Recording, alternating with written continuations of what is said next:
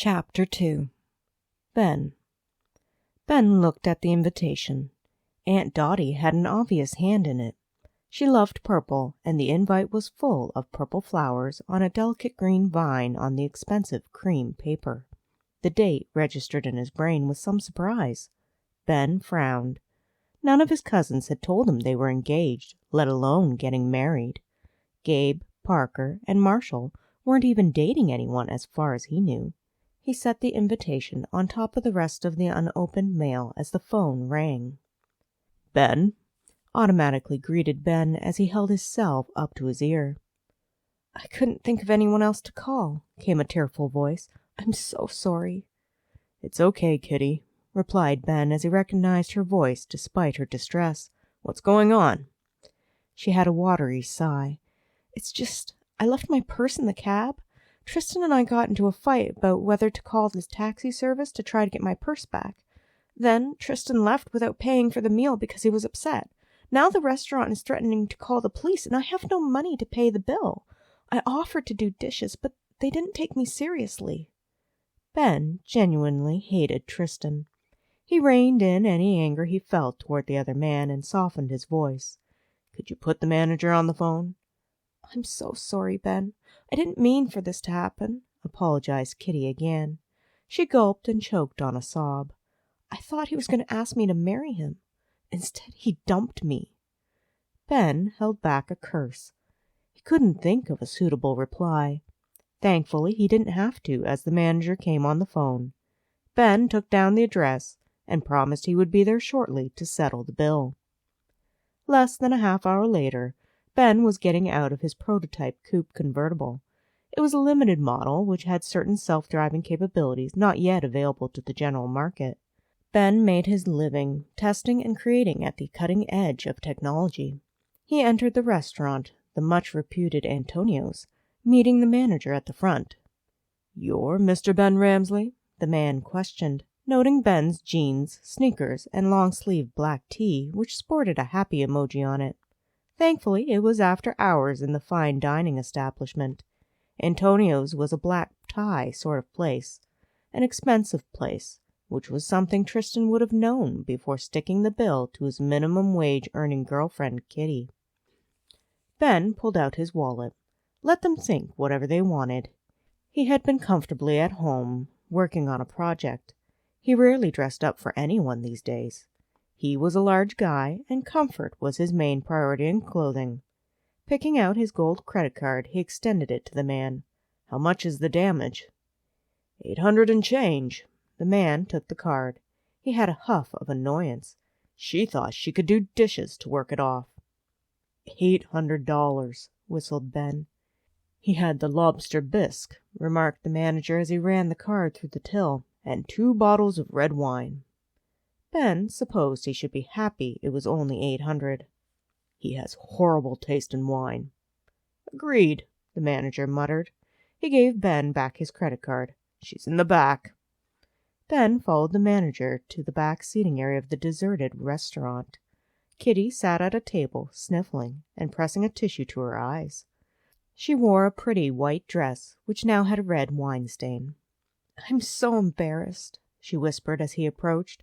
"I promise I will pay you back." Grabbing a chair, he sat beside her. "You don't need to. It's all taken care of." She burst into a fresh set of tears as she hugged him.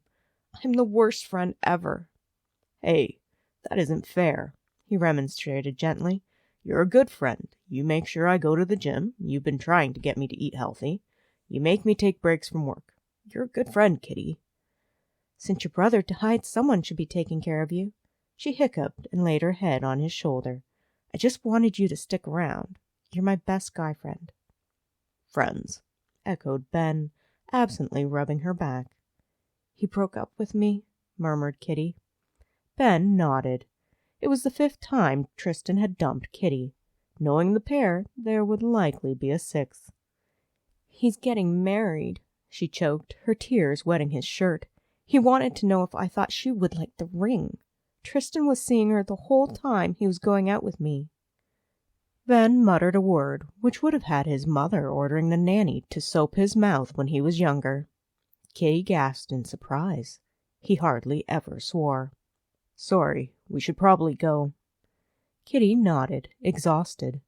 Ben helped her up from her chair, keeping his arm around her, a hand on her waist. "Can I stay over?" she questioned quietly as she leaned on him.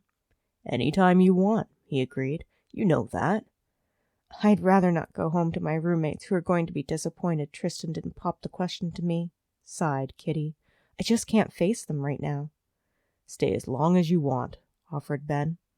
"Just remember, my fridge is healthy now, courtesy of you. If you want comfort food, we'll have to order something." "I'm not very hungry right now," noted Kitty.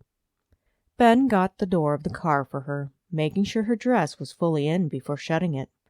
As he got in the driver's side, she looked at the lush interior of the car. "Is your work giving you cars now?" questioned Kitty as she did up her seatbelt. Kitty thought he worked for someone else, and Ben never corrected her. He was the head of his own company, and he preferred not to make a big deal about it. "Kind of. It's a loaner. The car maker wants me to test it out and give a review of what I think." "Oh." Kitty looked it over. "It's really nice." "Yeah, it is." Ben pulled his eyes away from her, concentrating on the road. What the company really wanted to know was how hackable the model was. As cars became more and more technologically advanced, they carried computers that could be tampered with. Ben was hired to ensure that didn't happen by figuring out ways to hack the car, then program in defenses against such events. It was a challenging side project to the other work he did on a regular basis. Not that Ben had to work anymore. He was way past that point. There was more than enough money in his bank account to run a small country. It was just something to do with his time. He stole a glance at Kitty. Even with swollen eyes and a blotchy face, she was the most beautiful girl in his world. He had a hard, mad crush on her. One he did nothing about. Ben didn't want to lose her as a friend. He didn't want to hear her say she had never thought of him that way, because no girl ever thought of him that way. Not chubby, shy, quiet nerd Ben. It was still a mystery to him how he had managed to get the few friends he did have. They were a small circle of people, and he loved each of them, especially Kitty. To confess his feelings for her would be social suicide. It would be awkward. It would mean teasing from the guys and pitying looks from the girls. No, it was best to leave those feelings buried deep. Ben pulled into the parking garage, driving up to the elevator. Shutting off the car, he got out. Going around the vehicle, he opened Kitty's door. "What about parking the car?" she asked in surprise. "It parks itself," commented Ben as he shut the door. Tapping a code into the key fob, the car engine started. They watched as the now driverless vehicle drove away, going through pre-programmed motions of parking itself in Ben's assigned spot at the condo complex. "Super cool," remarked a bemused Kitty. "Are you Batman in your spare time?" "I wish." Ben had a half smile, pressing the elevator button. "Want to be Batgirl?" "Batwoman, thank you." Kitty primly corrected him. "If there isn't one, there should be." "There is." He pulled the information from his extensive knowledge of all things comics. "Detective Comics number 233, Kathy Kane made her debut as Batwoman. It was July 1956. Kitty had a little laugh as they made their way to his condo. "You're such a nerd." "Yep," concurred Ben in a slightly self-depreciating tone. At his door, the facial scanner recognized him, automatically unlocking the condo. "After you." "Can I borrow some clothes?" asked Kitty. "I can't wear this anymore. I need to soak it to get the wine out." "Whatever you need." Ben locked the door, putting the key fob away.